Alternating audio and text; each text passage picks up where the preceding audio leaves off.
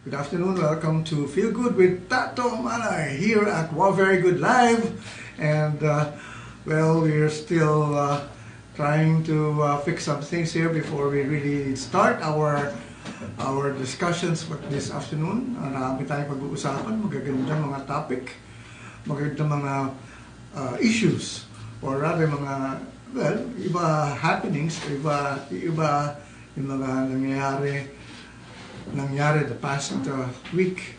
Alright, bakit tayo mahina ang ating Wi-Fi? Okay lang, okay. I think I'd like to find out if I am being watched in our live streaming video right now. I want to see some names here before we continue our show, before our topic that we are able to okay, before I start really, I like to say bon voyage to some friends of ours, friends of mine, mga kabanda ko dati sa Wadab, at sila'y paalis, papuntang Canada. They're going to, I don't know kung Toronto again. Yes, I think they'll be doing a lot of shows in Canada, in terms of places as well, different places in Canada. So good luck and happy trip. And enjoy your shows at Canada. Ito si Nonoy Tan, Raymond Toto, and sila pa ba mga kasama doon? Wala na si Snafu Rigor. And I'd like to say hi to Manny Rigor of VST and Company, who's watching right now at Facebook Live. Alright, so kumusta na kayo dyan? So ito na ngayon tayo. So I'd like to just wait, find out if I am on air already on Wow Very Good Live. Parang wala pa yata ako papasok na ba tayo sa Wow Very Good Live? Christian, nasa Wow Very Good Live na tayo. Kasi wala pa sa ano ko Baka mabagal lang. Yung ano ko sa phone ko, I-refresh. Oh, thank you raw. Sabi ni Nonoy Tan, Arturo Luipio. Alam niyo si Arturo Luipio, kung sino yan? Yan si Nonoy Tan. Yan ang composer ng My Love Will See You Through, sung by Marco Sison. Ano pa yung kinanta ni Marco Sison? Sumikat na composition ni Nonoy Tan. Always. Ano yan? Woman, I will love you always. Yun. Kanta ni Marco, composed by Nonoy Tan. And You Made Me Live Again by Janet Basco. Yan. Composed din ni Nonoy Tan yan. And Nonoy Tan his real name is Arturo Luipio. And anak niya si Champ ng Hale. Kaya si Champ Luipio. But actually, mahabang discussion ako kung kikwento ko pa bakit naging Luipio ang apelyido nitong mga anak ni Nonoy Tan. At saka siya mismo. Ang real family name ni Nonoy or ni Arturo is Tan. Kaya lang nagkamali sa registration, sa birth certificate na ilagay yung first name ng father nila na yung Chinese first name na Luipio Tan dapat. But anyway, so napanindigan na nila, Luipio na naging apelyido nila. And so sumikat naman si Champ as Luipio. And even Chino of now, he is with ano tawag dito? PBA. One of our ano doon sa PBA tawag dito, announcers. Alright, so I don't know why am I not able to, bakit hindi lumalabas yung video ko sa ano ko? Maybe kailangan natin mabagal ba? Dito kasi ayaw sige, check mo nga yun. Balikan mo na lang ulit dun sa Wow Very Good Live. Alright, kasama natin si Christian Kabigting at siya ay umaalalay sa atin dito every time I go live. So, alright, I'd like to say hi to Jackie Haveliana of Pathways Community. Kamusta na, Jackie? Next week, kung pwede ka. I mean, if you'll be free, you can be my guest here in my program, Feel Good with Tato. Alright, so, yan na ba tayo? Alright, so, okay, yan na. Very good. And we're seen actually in both live platforms, in Facebook Live and in War Very Good Live, no? Live streaming tayo. So you can watch either of the two. All right. I'd like to say hi to Jimmy Santos also, former Rhea dancer. Okay. So, tuloy-tuloy na tayo sa ating programa. Of course, I'd like to say, nangyari last week ito na our good friend, very good comedian, Gary Leasing, actually moved on. No? I mean, he had been sickly naman for the past several months already, and well, talagang we can't help it, but sometimes those things have to happen. So, I'd like to say our deepest condolences to the family of Gary Leasing. Of course, Gary Leasing is a happy person. He is a comedian. He's a prolific author of books, of joke books. But one thing that I will never forget about Gary, because I often would see him in this place of his. He used to own a store, a shop in Robinson's Galleria. And ang pangalan ng shop niya ay Joke Box. Yeah, I think so, no? As far as I can remember. Joke Box. And palagi ako doon kasi I would watch movies there nung hindi pa masyadong problema ang parking sa Robinson's Galleria. Most of the time I would watch movies in that area, and before I watched movies, I mean the movie that I'm supposed to watch on that day, I would always pass by his store, and many times, or most of the time, he's there in his shop. And he's a very serious guy, actually. If you see him working as a businessman, he's not a comedian. You know, wala kang matidinig na joke sa kanya. It's purely business, purely whatever we would talk about. Pero wala yung comedy, walang ano. He is not that kind of a person. Pag kausap mo siya, no? He will not try to impress you pa in terms of yung magpapatawa siya.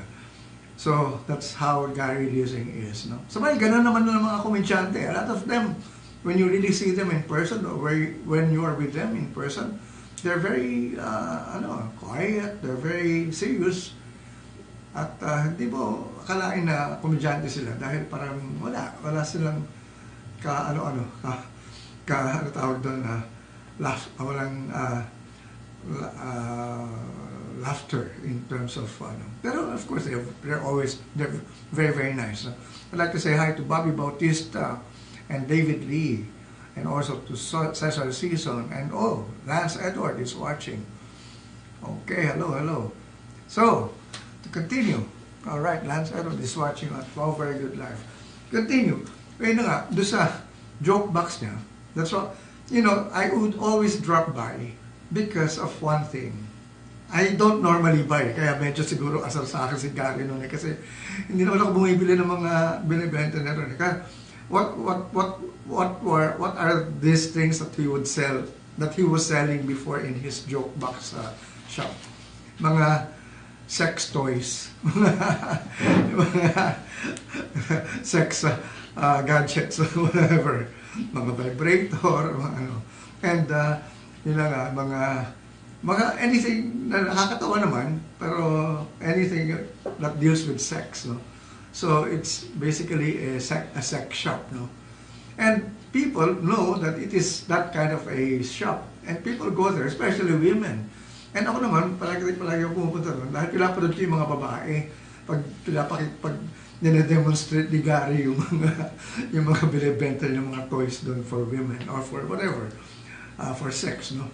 And tinitignan ko yung mga reaction ng mga tao ron. And doon ako naaaliw every time he shocks these girls or these ladies when he actually would demonstrate all those gadgets. You know what I'm saying. All right. So that's Gary for me. No? I mean, I will never forget those times. Almost every week, nandun ako sa kanya nun. Alright, so, to continue, I'd like to say hi to Alep John Serbo, anak ni Al Serbo.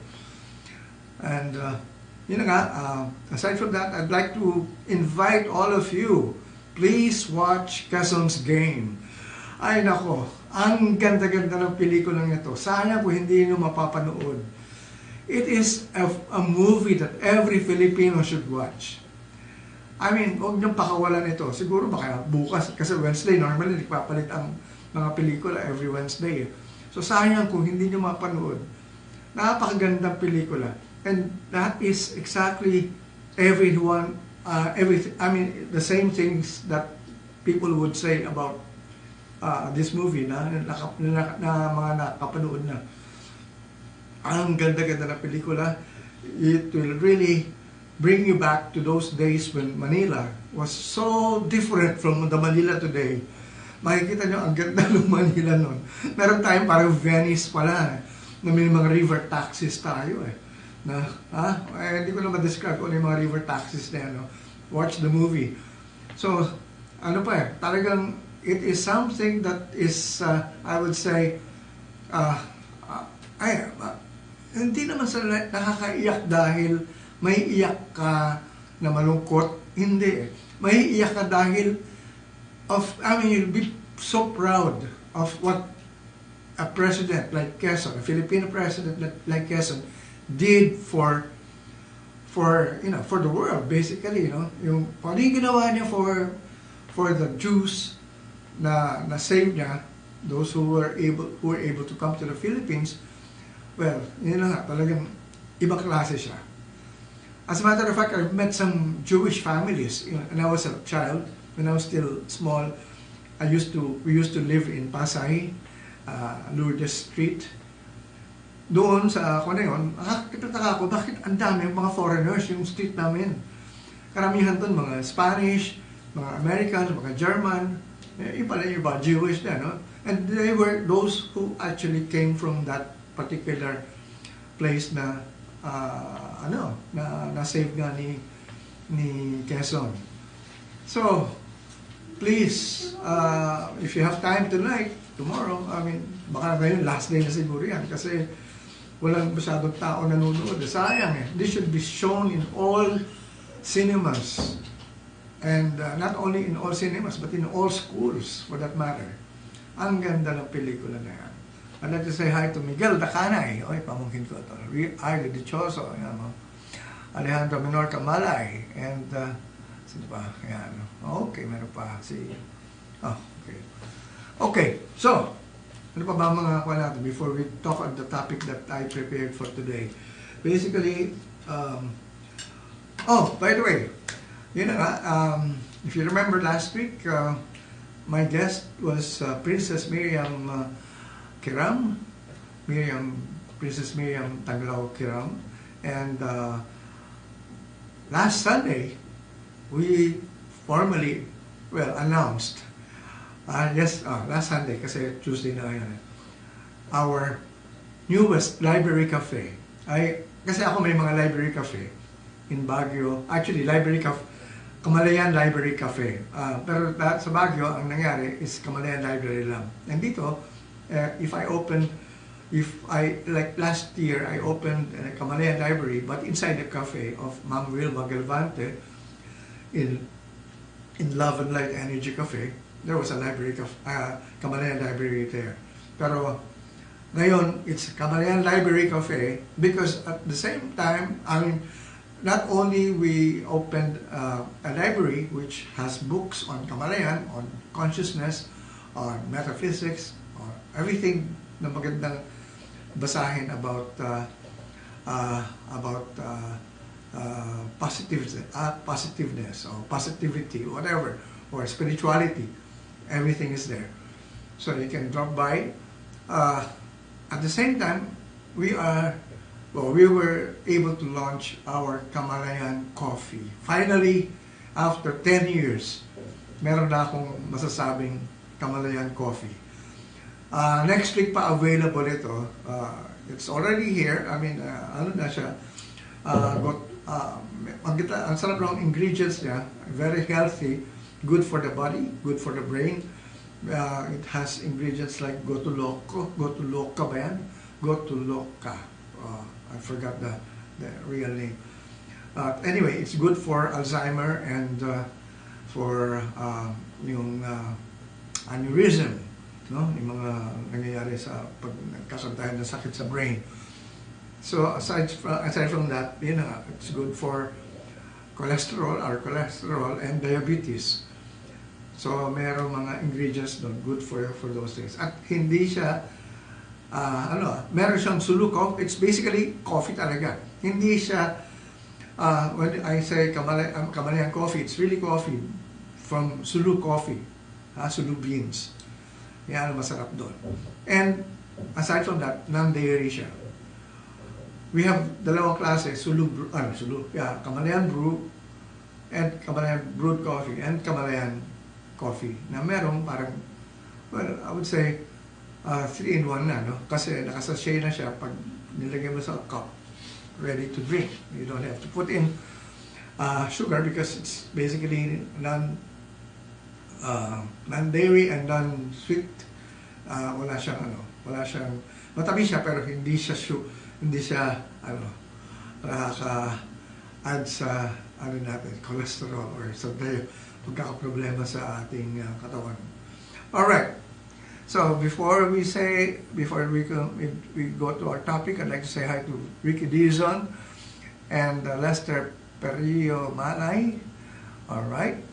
Puro Malay ito. Pero actually ito mga Malay na binabanggit ko, these are my relatives whom I haven't actually met yet.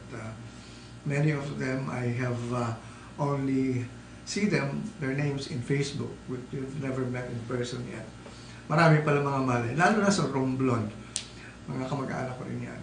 Ang gusto ko malaman is, yung Malay ba sa Aklan, yung Malay Aklan, is that a family name or nakalagay na daw Malay? Kasi Malay naman is a word basically to describe a certain group of people, or it's a word for conscious, meaning conscious, Malay. Wala kang Malay, wala ka ng consciousness, wala ka ng Malay. Kaya Kamalayan is consciousness.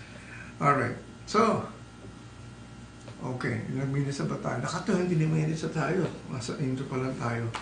And, kasi nga, ang dami kong gustong Alright, so I think I tackled everything already, doon sa aking introduction in terms of, before my topic. So, before we continue, I'd like to say hi to Julius Cesar Cayetano Guerrero, who joined.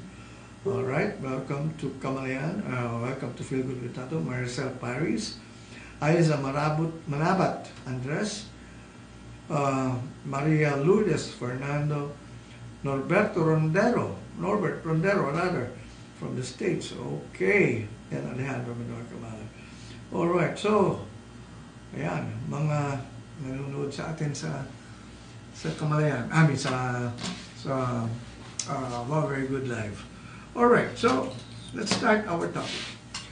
Sabi ko nga, ang nakalagay natin dito is, what is our true purpose? What is our true purpose in life? Ano ba talaga ang ating dapat iniisip when we hear the word purpose? Ano ba talaga ang dahilan kung bakit tayo nandito sa mundong ito? What are we here for?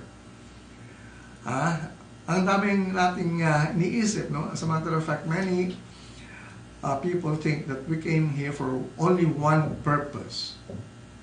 Ang sagot ko dyan, we are not here because of one purpose. Alright, medyo shocking yan. There's no one purpose, there's no destiny, there's no fate, yung F-A-T-E. Why? Because basically, we create our life according to what happens at every moment. Yeah. But what is really supposed to happen at every moment? Yan ang pag-uusapan natin because every moment, nandiyan ang purpose natin. What are we supposed to be aware of at all times? Alright, so, to start with, I'd like to say first that, there is, kumbaga, a song in our heart, waiting to be sung. Na tayo lang ang pwedeng kumanta noong kantang yun. I think I have to say it in English because I think there are some foreigners who are watching us right now. I don't know if she's a foreigner, but Vanessa B. Hill. Oh, yeah, Sure Like is also watching, Josh. Anyway, so there is one song that we are, or there is one song in me. I'll take myself, I'll cite myself as an example. There is one song in me that I can only, that I am the only one who can sing it. And if I don't sing it, I will regret it for the rest of my life. So, ang tanong is, yun ba yung purpose mo? Hindi. Hindi pa rin yun. But you have to know exactly what that song is. Alright? And what is that song? What is it that, what am I trying to refer here? This song is what we call, or what I am now referring to as, if I ask a question, well, the question is, who am I? Alright? If we can answer that question, who am I? That is the song that you have to sing. Who am I? In other words, self-awareness. We have to be aware of who we are. We have to know who we are. Alright? Ang hirap isipin ng question na yan.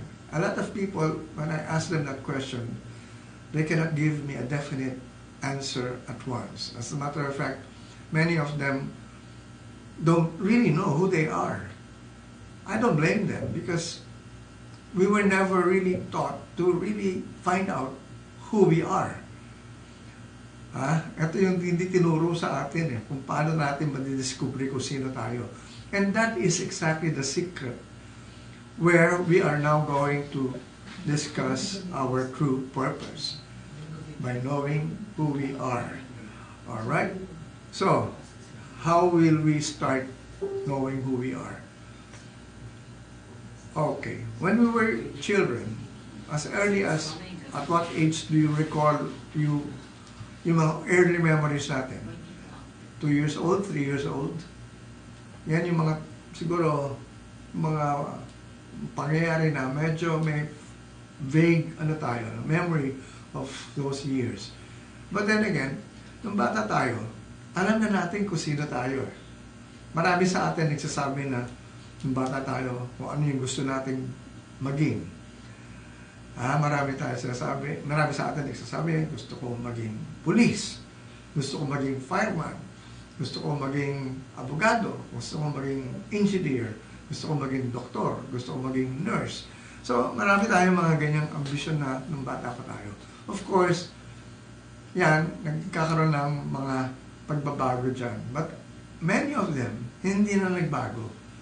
Why? Because there was something that was already in us na siguro na hindi natin makalimutan, na hindi natin nabigyan ng pag-asa na magawa or ma-achieve. That's why, up to now, those childhood dreams are still with us.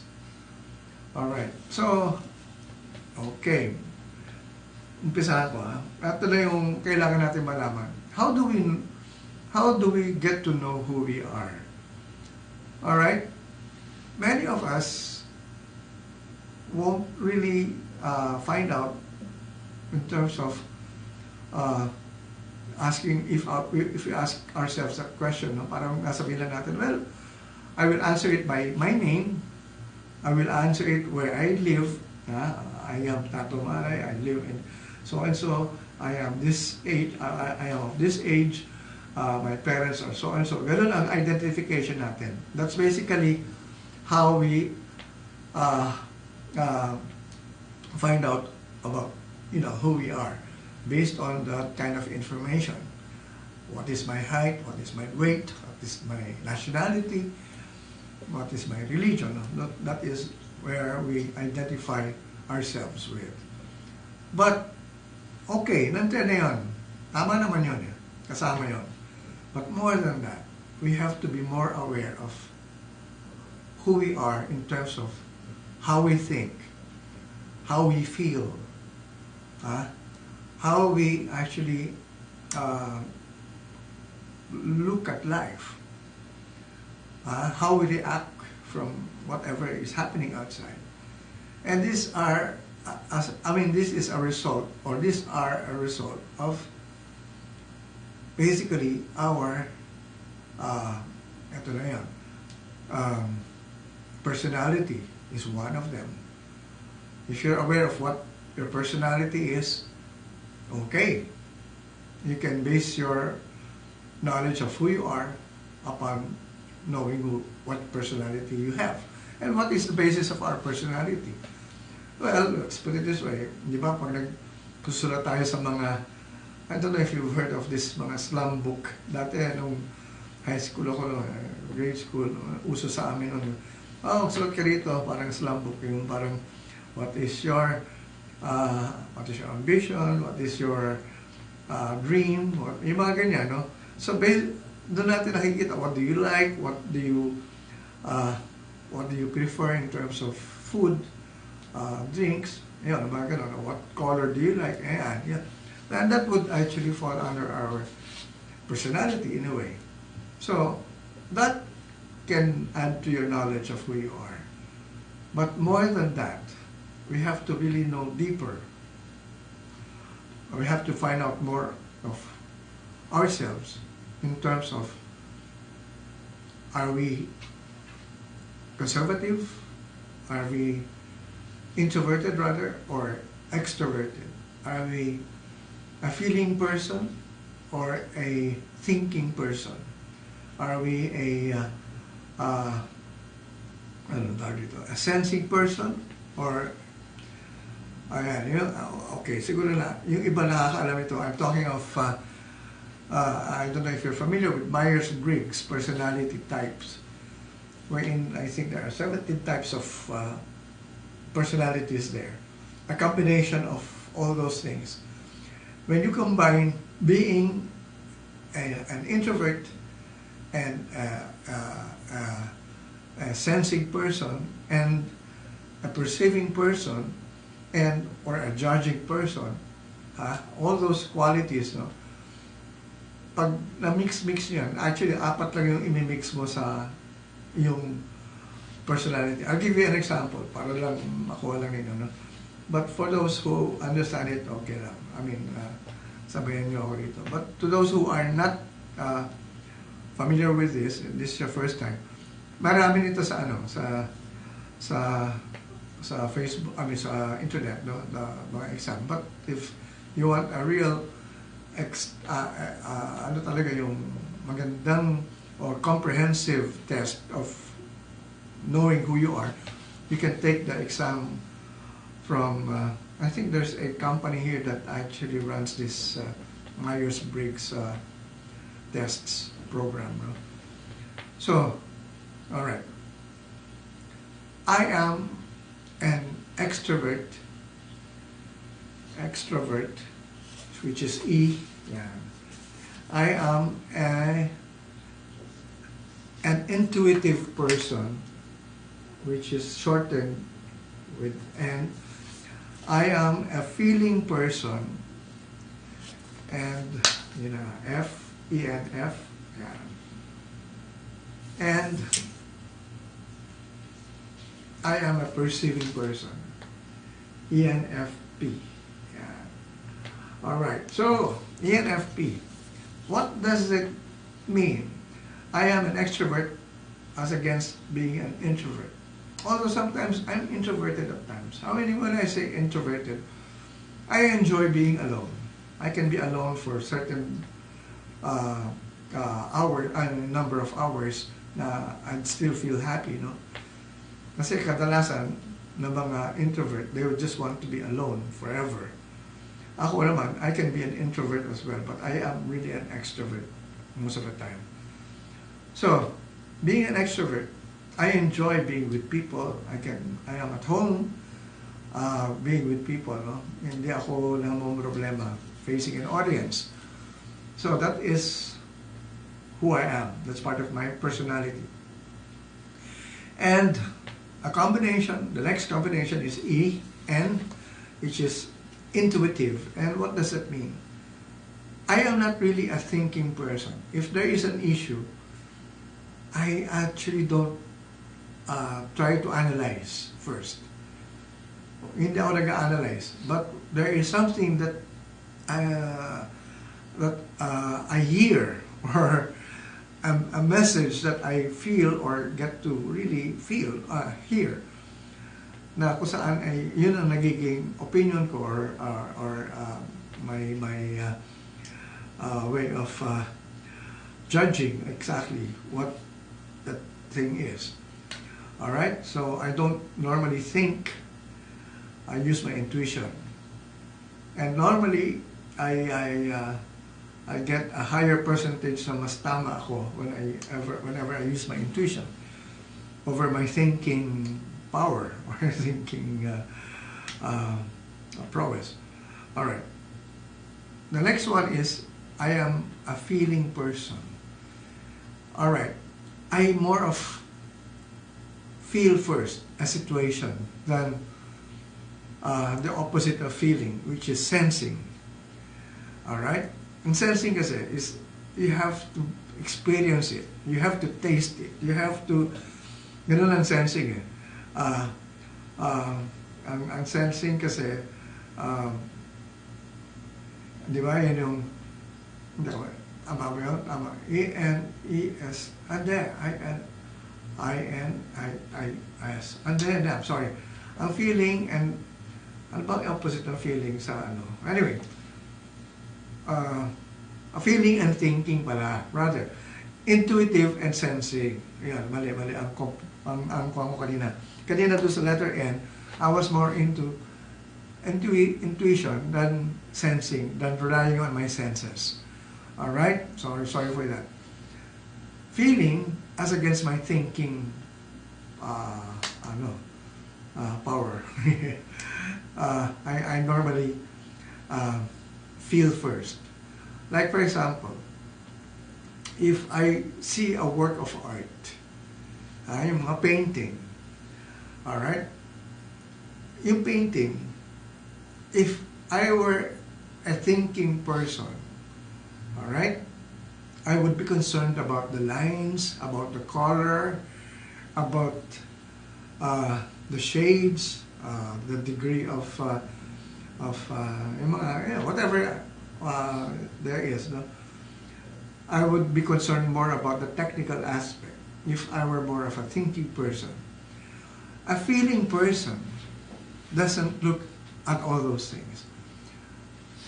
Ang una kong tanong is, anong nararamdaman ko? What does it make me feel in terms of that painting? Ganon ang feeling person. So, I am more of a feeling person than a thinking person. Yan. Ako na. Hi, Ben. Ver Morales is watching. SJ Ben also. Alright. Sige. Tingnan natin kung sino pa nanonood dito sa ating buwan. Wala na. Okay. So, continue. So, siguro nakikita rin yung diferensya, no? I mean, as to what I am talking about here. P is perceiving. I more of can the opposite of P basic is judging. J, no? Judging. Pag nag-judge ka, okay, this is, for example, you will say, I want this on this date, matapos yan. Meron kang definite date, may definite place ka, whatever is there, meron ka ng judgment as to when, where, what, whatever that is. Kailangan may finality yun. Yun ang judging person. A perceiving person is open-ended.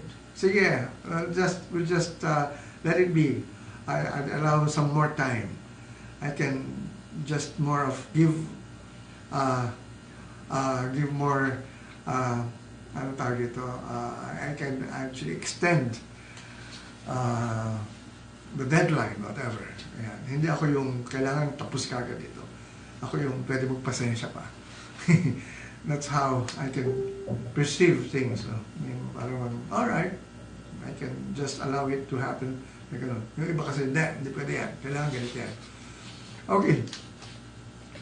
why am I discussing these things? Why am I talking about this? Because you have to know who you are. Again, what is really our purpose in life? To know who we are. Why do we have to know who we are? Because we have to live our life here on earth based on what? Alright. What are we really supposed to do? What is ito na yun? What is our true purpose in life? Our true purpose in life is to balance 4 areas in our life. Alright. And what are those 4 areas in our life? Alright? Kasi ito lang yung gagawin natin eh. Wala tayong sasabihin na ang mission ko rito to save mankind. Walang ganun-ganun dito. That is not a purpose that we are going to have in this world. The purpose here in this world, for us to live in this world, is to just live our life to the fullest. Yun eh. Akala natin kailangan, hindi. Kailangan nagpunta ako rito para isave ko to. So kung kailangan ako mamatay, ibibigay ko ang buhay ko. Alright. May ganyan na nag-aakala na yun ang mission nila sa buhay nila. Na they have to sacrifice for their mission. Okay. Ngayon ang mga sundalo, ganyan. So, handa silang mamatay para sa ginagawa nilang trabaho. Okay? Alright, but ito na yan eh. So, there are 4 areas in our lives that we have to be aware of. That we have to balance. Yan. 4 areas. Ito yung 4 areas na hindi pwedeng isa lang ang gagawin mo dyan, tapos i-abandon mo yung other areas. Alright. Okay. Siguro, pagsasabay-sabayin ko na kagad para at least makita nyo kung ano yung binabalance.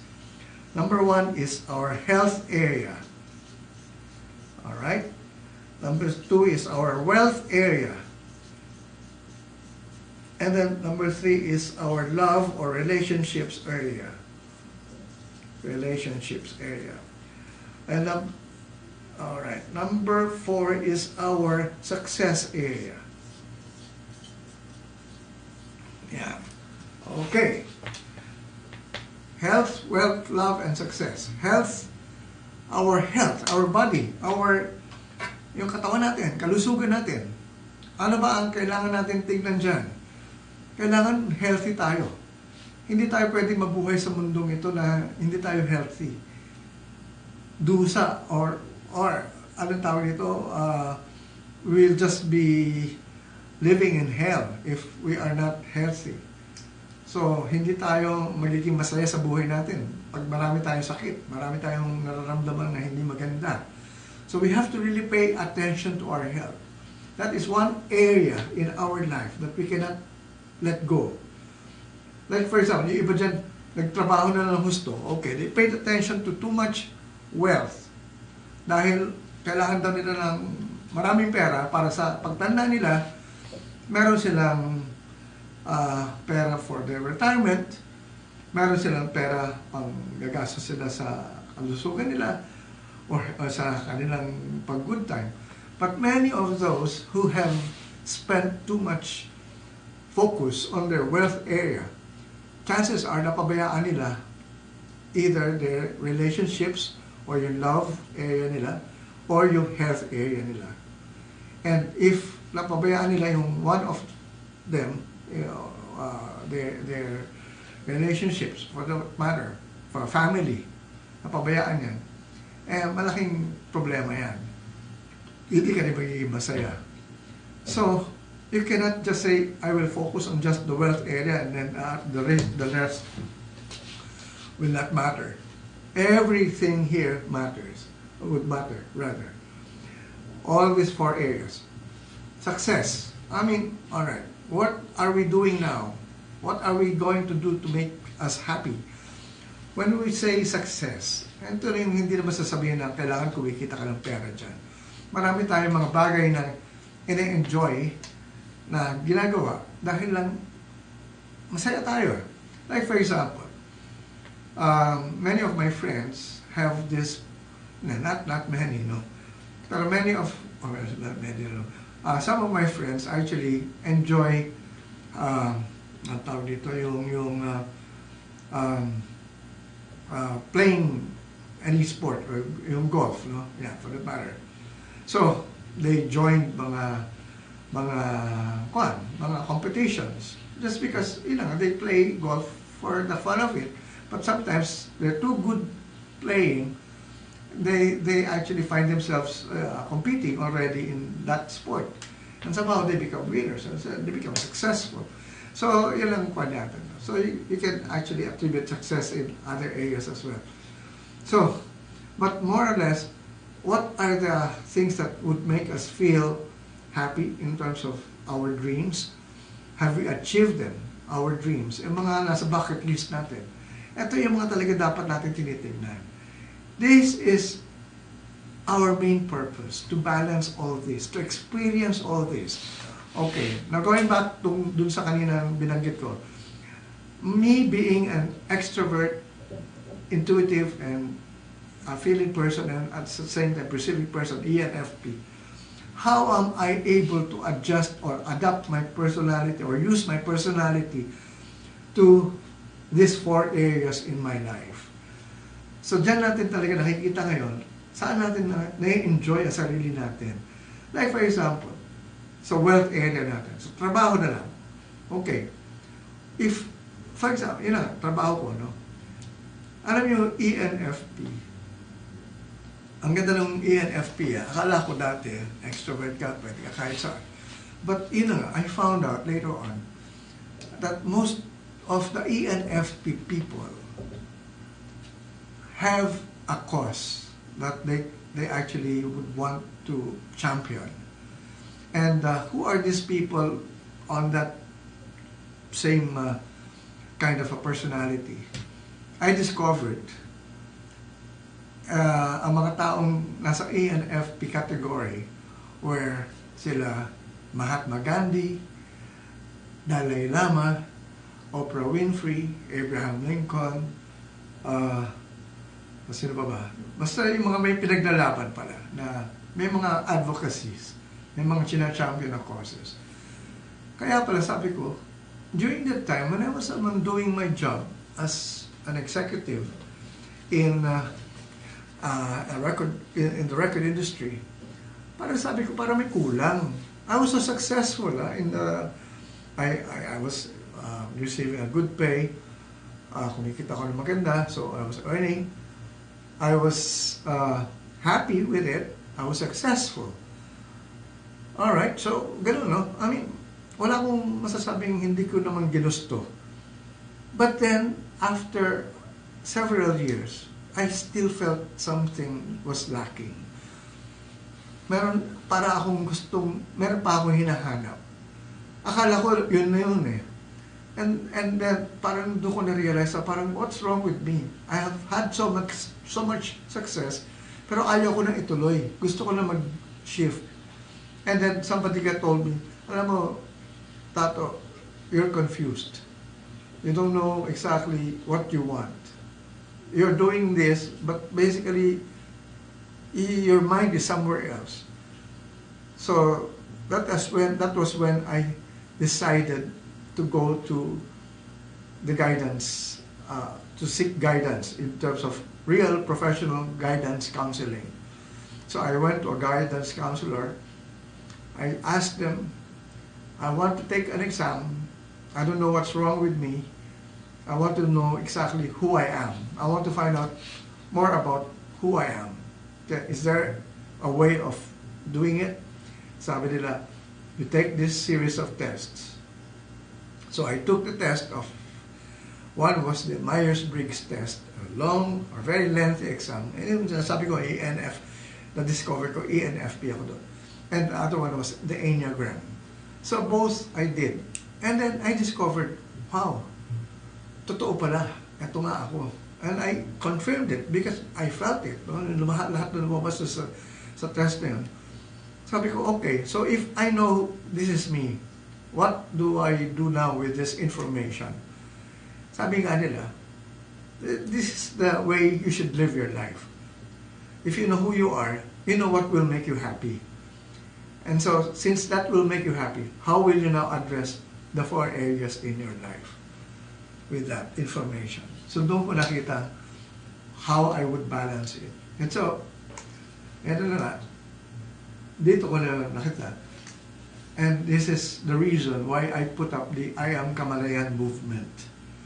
Mas gusto ko pala doon sa movement ko ngayon na kinalalagyan ko, yung ginagawa ko. Mas masaya ako. Masasabi natin, hindi masyado ko kumikita ngayon, pero I'm more than happy. And somehow, parang I found my hindi ko na basta sabihin destiny. Kasi up to now, I'm still ang tawag dito, finding out what I can still do more. Kasi hindi mo pwede sabihin, eto na yun, tapos na. Eh, wala katapusan pa rito eh. I'm just, starting 10 years ago, I started this. So I'm still doing a lot of things to make this successful, this movement. So, ito mga ginagawa ko, like for example, talking to you like this, studying many of the things that I talk about here. And these are the things that make me happy. So, doon ko na-realize na, ang dami ko pala nakitang mga relevant things na sa buhay ko na hindi ko na kailangan pang gawin pa yung ibang bagay na wala talagang kinalaman sa gusto ko talagang gawin ngayon. So, na-focus ko talaga sarili ko sa itong area na ito. Of course, sabi ko, hindi ito masyadong limited. As a matter of fact, it opened my mind to more things that I can do. Walang rito, limitation. So, nabuksan lahat ang aking kaisipan sa mga iba-ibang bagay na pwede ko pa palang gawin. And so, doon ko na-realize, ano ba yung mga gusto ko? I've traveled a lot. I have had all those, new cars na gusto ko dati, ganyan. What else? Relationships. Sabi nila, bakit di ka pa nag-aasawa? Well, let's put it this way. I don't find the need to get married. Although I want relationships, why not? I mean, if there would be someone right now na makakaano ko talaga, makakasundo ko. Not exactly makasundo, kasi wala naman talaga masasabi natin makakasundo mo in terms of yung kamatch mo talaga. Kasi it will be a matter of always knowing who you are. Kasi you will attract someone exactly like who you are. So, ano yung ayaw mo sa sarili mo, kailangan tanggalin mo yun. Kasi if not, you will attract someone na meron nung bagay na yun na ayaw mo sa sarili mo. So, kailangan ayusin mo yung sarili mo muna. And so, it's more of a relationship with me that I am now trying to discover. Who am I really? What is it really that I love in me? What is it that I have to discard or to let go in me? So, yun ang mga bagay na kailangan natin madiscover sa atin. Alright, I'd like to say hi to Nina, Manalan, John Denver Cruz, Raquel Shockey, Steve Regala, Josie Regala, Kit Robidios, hello. Joan Bernardine Ramos, hello. Okay, Tato Malay, ito pinsan ko to. Alright, so, ayan. Okay. Balik tayo sa ating programa. Para tayong commercial. Hindi naman tayo commercial. Basically, we're still here. Alright, so, ano pa? Ano pa yung kailangan natin malaman? Alam nyo, meron akong isang paraan pa. I usually share this with people who I am with in terms of those close to me. Kung ano yung birthday mo, I don't know if you would believe in this. This is kind of more of, well, pertains with astrology. But your specific birth date tells a lot about you. I don't know if you can believe what I'm saying, but I studied it. I read many of the birthday books, and then binasa ko yung nakalagay doon sa date ko. I was born on July 31. So tinignan ko yung personality of that. And true enough, everything that was put there or written there described me. I was trying to disprove it. Wala eh. To no avail. It just pointed out again, huwag ka na umano, ikaw talaga ito. And then, I had to admit it was true. And then, I experimented it with my friends. I showed them, oh, ano birthday mo? Look at your birth date here. Can you read? I'd like to just get a consensus. Can you just read your what is written on your birthday? Can you tell me exactly how much percentage is true here? 100%, 95%, 75%, or 50%? And most of them who read the books that I shared with them on birthdays, they said this is 99% or 100% true about me. Nasasabi ko, my God, I have found something well, kasi nga, you know, if you want to prove something, you have to experiment. You have to do it on an experimental basis. You have to do it para nag-survey ka, para makita mo na kung totoo ito o kung hindi. Kasi kung hindi consistent, huwag mo na ituloy. Ito consistent. So, if you want to know more about your birthday, I have that book. That book will be inside that Kamalayan Library Cafe next week. I will bring that over to the Kamalayan Library Cafe in Cainta. Sorry, Cainta ngayon kami.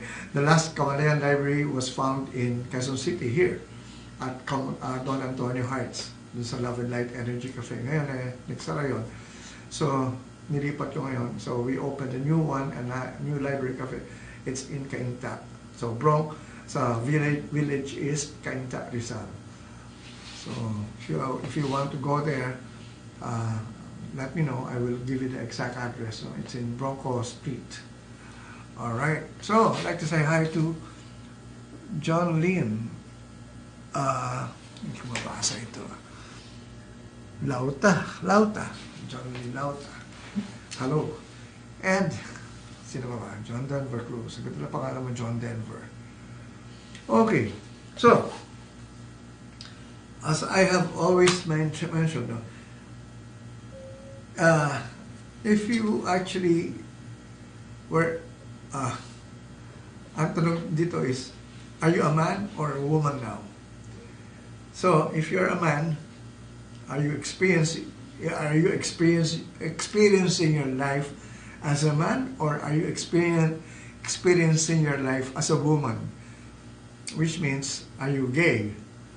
So no problem with that, because basically we have to experience all. We have to be in this lifetime, or in the lifetimes that we are going to have in the future. If you believe in reincarnation, we have to experience being a man, being a woman, being gay, being a lesbian, or ano pa ba, in between all those asexual. So, basically, we have to experience all of them. Ngayon, in this particular lifetime, are we experiencing both man and woman? Like for example, ako, lalaki ako. If I were going to just experience being a man, brusko ang dating ko, macho.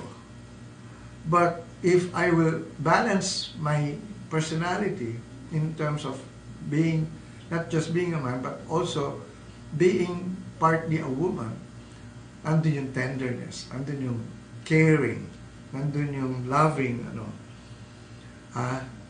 ibabalance mo. That's where we actually get to see our feminine nature and our masculine nature. So, are we able to balance these things? Kung hindi, okay rin na. If that is the kind of experience that you want to experience now, feel free. Experience it. As a matter of fact, we have to experience everything. Ako nga I had, in my past life daw, kasi I was able to find I was able to discover who I was in a past life through regression. I was a bishop in one lifetime, and in another lifetime, I was a gay person. I was a gay in Europe. So, na-experience ko na being in one. So ngayon, I'm experiencing being a man. Alright, and then, ang tanong dyan is, how are we able to relate to other people in terms of your of your gender? How are we able to relate to the opposite sex rather, in terms of who we are, in terms of our gender, if we still give a specific importance to our gender nowadays? Kasi ngayon binabago-bago na ng iba that at one point in their life where they started as a guy, and later on they become gay, and then iba naman babae, they became a lesbian, or sometimes they can enjoy what we call bisexuality, both. So ganyan, no? So again, that's you. I mean, that's your personality. That's what you are here for in this lifetime. You want to experience what is there to experience. Walang masama. If you want to experience anything, go ahead and find out if you'll be happy. You will not be able to say, yes, I know what I want. Ang tanong ko is, were you able to experience it? Pag sinabi mo hindi, why will you say you know what you want and what you don't want? Hi, si Helen Inukay Santos. Helen Inukay, former student in Assumption. And Ray Fernandez. Okay, si Ray Fernandez is a musical director, arranger, keyboard, very good keyboard player. Kasama ko dati sa Oasis of Love. Alright. Sino ba rito? Uy, Sofia, kapatid anak ni Al Servo. Sofia Vane Servo is watching as well. And sino pa? Maraming nanonood dito sa Facebook Live. Alright, so ako malapit na tayong matapos. Alright, so go, sige. We just have only 5 minutes left. Perdy Kong de Guzman. Hi, Sir Tato. Sabi ni Perdy Kong, former student of mine in Assumption College. Hello. 5 minutes again. And so, if you have any question, let me know. So what is our real true purpose in life? Again, as I've said, there's no one purpose. We just have to enjoy life on earth by balancing the 4 areas in our life. We have to balance our health, wealth, love, and success areas, our relationship areas. So, yan ang pinaka-purpose natin dito. We have to balance it. Hindi pwedeng pabayaan mo ang isa. Especially, kung pinabayaan mo ang health area mo, I'm sure, ngayon nagsisisi ka. Sigarilyo ka na sigarilyo noon. Ngayon, wala na, mahina ka na. So, sakitin ka, o may cancer ka, or may sakit ka, whatever. Sayang. Why are we able to now say these things in terms of who we are? Well, because basically there's nothing else to enjoy in this world except to just, chill out. As long as balance yung areas mo, there's nothing here but to just enjoy life to the fullest. Yun lang naman ang purpose natin dito. We just came here to experience things that we are not familiar with, because these are the things that we came here for, to experience what we haven't yet experienced, to become full, to expand our consciousness, to become the kind of person that we are supposed to be. Kasi hindi pa tayo kumpleto in terms of our experiences. So, tuloy-tuloy lang tayo sa ating mga na-experience. No? It's not really learning, it's more of experiencing. So, what have we experienced so far? At this point, find out exactly who you are. Find out what will make you happy. And then, let these 4 areas be balanced. Very important yan. So that, talagang hanggang tumanda ka, andun lahat ang gusto mong mangyari sa buhay mo. Okay. Last, before I really say goodbye, what are our fears? We have to experience our fears for it to be released or abolished or whatever. Kasi yung fears natin, they're also here na para natin ma-experience. That's why many of us, they go to this parang challenges, no? Face our fear. Kasi ito yung mga kailangan natin mawala rin sa buhay natin. Marami tayong mga takot. And basically, our fears are the ones that actually limit our life. Na ang dami natin hindi na nagagawa o hindi na nagagawa o na-experience because ang dami natin takot, ang dami natin hindi pwedeng gawin because of our fears. So let go of those fears, no? Or face them. Para at least sabi mo na if you have fear of heights, go to the tallest place or go bungee jumping or whatever. Yan ang mga bagay na kailangan natin ginagawa rito. What we are supposed to experience. And that's our purpose. This is exactly what I mean by our true purpose. Enjoy life. Experience life to the fullest. By knowing first who we are. So, before I say goodbye, I'd like to say hi to Burns Bustamante, Reynaldo Ariola, ano ba ito? Hindi ko mabasa. Antiola Hayag. Ariola Hayag. Okay. So, with that, thank you very much to all those who had been watching kanina pa. So, till next week again, I hope I was able to give you something that you would actually really do something with in terms of knowing who you are and knowing your purpose in life. So with that, thank you very much, Christian Kabiting. Thank you for assisting me here. Till next Tuesday, watch Kamalayan or Feel Good with Tato here at One Very Good Live. Thank you. Magandang Kamalayan sa inyo lahat.